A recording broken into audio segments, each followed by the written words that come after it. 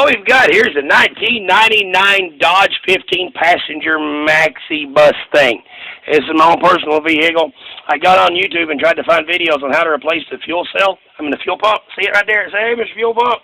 And there are no videos on there about how to do it. Okay, my fuel pump went out right after I put in 35 gallons of gas.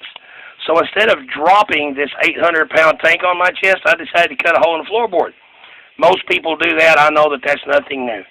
But what I wanted to share with everybody is where to cut the hole, because, like, you see there I missed it a couple times.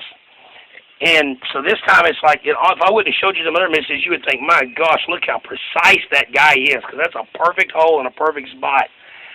But so that you will know where to put the perfect hole in the perfect spot, I'm going to make this small video, post it on YouTube for everybody that owns one of these magnificent pieces of Americana. Yes, this 360 Magnum is an import-eating beast. Yes, okay. I have to keep the drop light with most projects.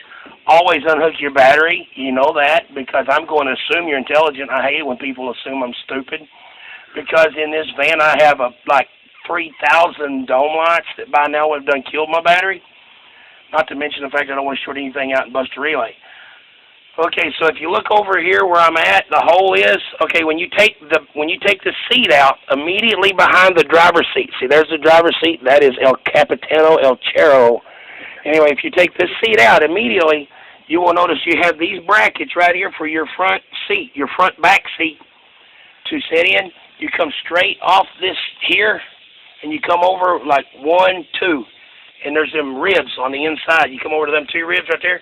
Okay, I have a 14 size shoe, so there's 14 inches from the wall, and then there's like 28 inches. There's 28 inches is the middle of the fuel pump from the side there. Isn't that precise? Look at that measurement. Thank you, New Balance.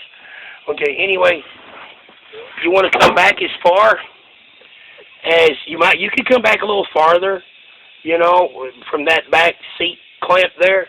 Like I said, I know this isn't like, hello, this is Jim Goodbody with GM Goodwrench. I'm not that, okay, but I do love my van. I have like a butt-kicking stereo in the back. My kids love it. It cooks their brains, and we're all happy. And if your fuel pump ever goes out in your child brain-cooking, gigantic maxi van, because it's like you're driving it like it's a race car, but nobody knows that you're driving like a race car. So in your mind, you're a rebel. You're a rebel. And your 360 Magnum, you can feel the power underneath. You go, doof, doof, and nobody knows. And your kids are back here completely oblivious that Dad's reliving his second childhood as you're listening to Rock Me Amadeus or some Bon Jovi or something or whatever. I prefer thrash metal, but that hurts children. Anyway, so there's how you change the fuel pump out. From here on out, I know you understand the rest. You take the nut off, you pull the pump out. You go give somebody $275 for a new fuel pump, even though there's nothing wrong with this one. But the filter stopped up, but it's non-serviceable filter. Thank you, Mother Mopar. You've made a mistake. After 200 years of automotive business, Mopar finally did something wrong. What's it feel like to be a Chevy? Anyway, I'm going to leave this with you people, and I'm fixing to put this back. I'm going to hammer that back down, put me some screws in and some sealant so the exhaust fumes don't come up and neurologically damage my offspring. So anyway, you know where to go from here. I'm just telling you, if you have a 99 model, 1-ton, D350, gigantic, sexy beast van, you know now where to cut the hole out to replace the fuel pump. Thank you. Hope this was of some help.